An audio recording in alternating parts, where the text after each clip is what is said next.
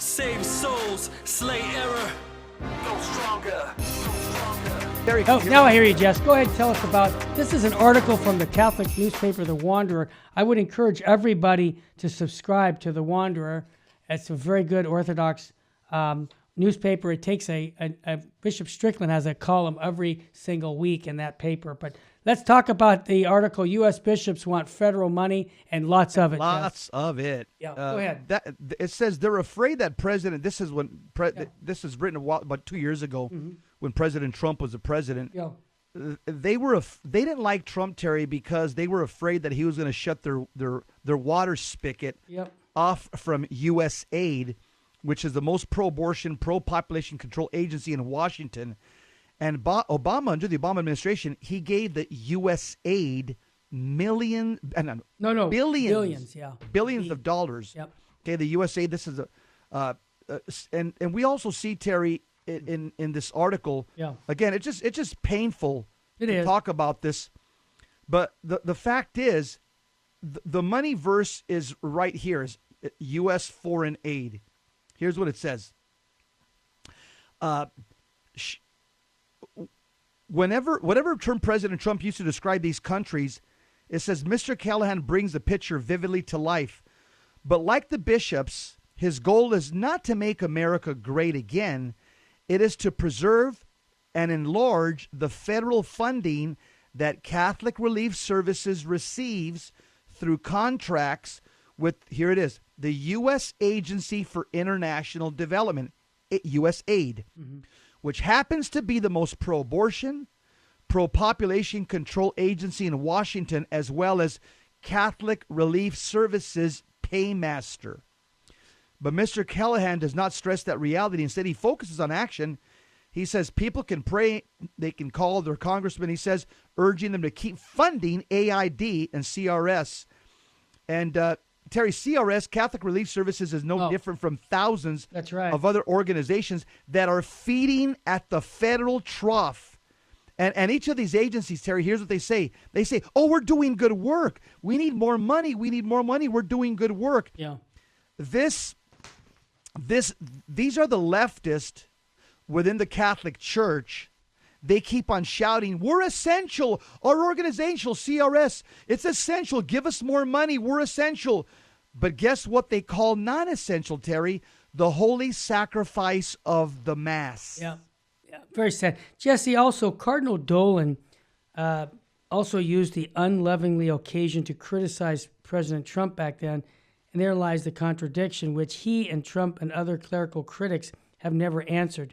Your Excellency, when did you ever criticize Obama with such vigor or scorn and such contempt? And Jesse, this is what I get frustrated with, is people say, oh, let's don't get political. No, our shepherds need to give us direction regarding these politicians who are leading this country down a bad road. If they don't speak up, it's silence, and we can't have that. So why is Cardinal Dolan so hard on Trump, but he wouldn't be hard on Obama? That's the real question. And I think Cardinal Dolan is like a lot of bishops. They don't want to get the President Obama upset at them because he might turn the funding off. So this is scandalous. Right. It's just scandalous, Jess. Terry, and Obama, objectively speaking, now Biden, they're two of the most radical pro-abortion presidents in history. That's right. Both of them have shoved the perverted LGBT manifesto down the throats of American people, workplaces, the military, and, of course, the government bureaucracy. Both Obama and Biden champion sodomy and destruction of marriage, and both of them fan the flames of race and class warfare. And that's why, again, I scratch my head when I see a lot of these bishops, Wensky, O'Malley, and Dolan. They never condemn Obama or Biden. No. And quite the contrary. In fact, speaking as the president of the USCCB back in 2013, Cardinal Dolan, he complained on Meet the Press that Obamacare did not cover illegal aliens. Right, or immigrants. Nor did it protect the unborn.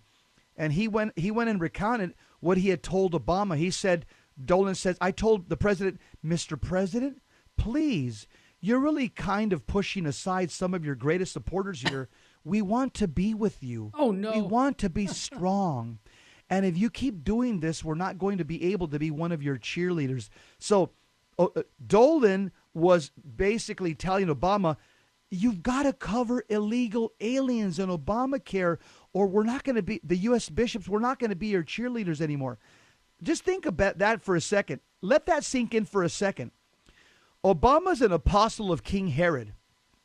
Trump was a champion of the unborn. Yep. Yet, when has any USCCB leader ever called the bishops, quote, some of President Trump's greatest supporters? Never. Not one. Or when have you heard one of the bishops, when have they cheered President Trump's efforts on behalf of the unborn and religious freedom? They're quiet about it. They were quiet for 4 years. Meanwhile, the USCCB, the lobbyists, they huddle with their allies in their pro-abortion party in Congress in pursuit of legislation that will confer amnesty on millions of illegal aliens. Now, Terry, we can't read people's hearts, the bishops, but from the evidence, it appears that our bishops want to be their cheerleaders as well. And I'll tell you, here's the big problem, Terry, is these lobbyists. The lobbyists they're people that work for a company or an organization, to outside stakeholders, for example, and they go and advocate for a particular issue that's going to benefit their company or their organization, and they advocate to like government agencies or legislative bodies or trade associations.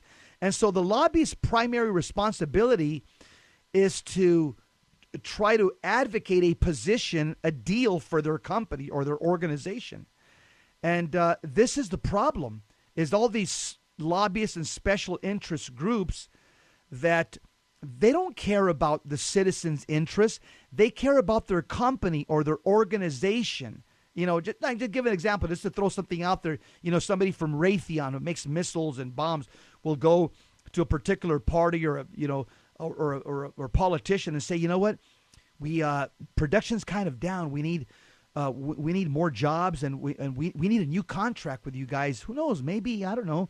Maybe you can get us in another little war here in the Middle East or something, so we can fire up the engines. Those are lobbyists that work for their special interest for their companies, and with the politicians in Washington.